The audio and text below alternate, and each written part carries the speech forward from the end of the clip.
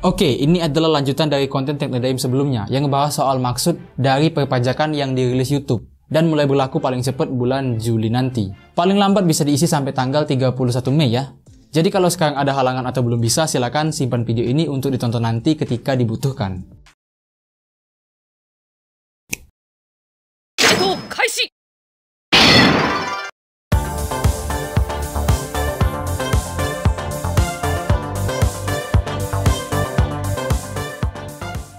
Oke, silakan buka Google AdSense terlebih dahulu. Ingat ya, buka akun Google AdSense di email utama. Jangan di email cabang atau email yang bukan email pembayaran utamanya. Gue rasa lu paham lah apa maksudnya. Intinya buka email utama yang jadi wadah di mana akun AdSense itu dibuat pertama kali. Kalau udah login dan tampil di halaman dashboard begini, di atas pasti ada peringatan tentang informasi pajak yang harus kita isi. Silahkan klik kelola info pajak. Di halaman pengelolaan informasi pajak ada opsi tambahkan info pajak. Klik tombol biru tersebut. Selanjutnya akan ada verifikasi login ulang kayak begini. Selesaikan sebentar. Terus bakal muncul tahapan formulirnya satu per satu. Di bagian ini pilih individu atau perorangan, jangan non-individu ya. Di opsi berikutnya ada pertanyaan apakah kita warga negara Amerika Serikat atau bukan. Pilih tidak. Terus untuk pilihan jenis formulir pajak W8, pilih yang atas, bertuliskan W8 BIN. Setelah itu muncul formulir cabang di bawahnya, bertuliskan mulai formulir W8 BIN. Silahkan diklik. Di permintaan formulir yang lengkap ini, silahkan isi dengan benar. Nama individu akan terisi otomatis menyesuaikan dengan nama di AdSense yang udah dibuat. NBA nggak perlu diotak-atik, tapi negara pengguna, klik dan ubah ke Indonesia.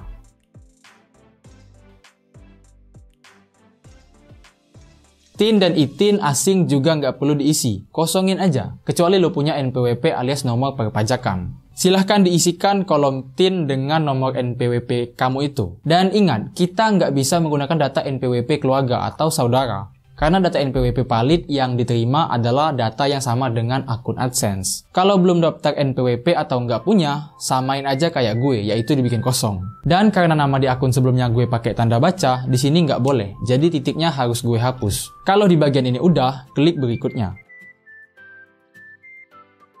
Di opsi formulir kosong berikutnya, silakan isi alamat dengan benar, baris 1 dan baris 2. Begitupun dengan kota, provinsi, dan juga kode pos. Centang opsi bertuliskan alamat surat sama dengan alamat tempat tinggal. Kalau emang beneran sama dan klik berikutnya.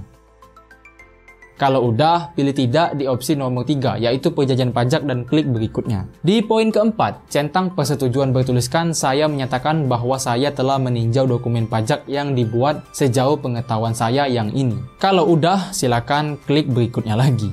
Di nomor 5, soal sertifikasi, scroll aja ke bawah sampai nemu kolom formulir kosong bertuliskan tanda tangan. Silahkan isi kolom tersebut dengan nama yang sama di awal tadi. Centang opsi ya sebagai jawaban apakah kita adalah orang yang sama dengan nama yang kita tulis barusan. Kalau udah, silahkan klik berikutnya. Di poin nomor 6 sekaligus yang terakhir, silahkan ikuti pilihannya seperti yang tampil di video ini.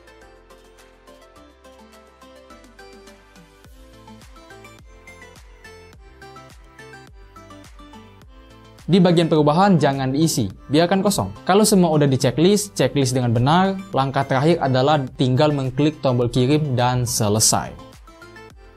Tampilan setelahnya bakal muncul kayak begini. Dan di situ juga ada keterangan disetujui yang artinya formulir kita udah diterima sama Google. Di sini kita juga bisa ngelihat informasi pemotongan pajak yang angkanya adalah 30% untuk penonton yang berasal dari Amerika Serikat. Pemotongan 30% ini terjadi karena kriteria data yang diminta YouTube yang salah satunya enggak mencantumkan nomor wajib pajak Indonesia alias NPWP enggak kita isi. Tapi kalau waktu ngisi formulir lu kasih NPWP dengan benar, maka pajak atau potongan ketika kita dapat penghasilan dari penonton Amerika Serikat cuman berlaku 10% aja. Oke, gue rasa cukup. Kalau ada pertanyaan tinggalin aja di kolom komentar. Semoga bermanfaat dan sampai ketemu di konten Teknodaim berikutnya.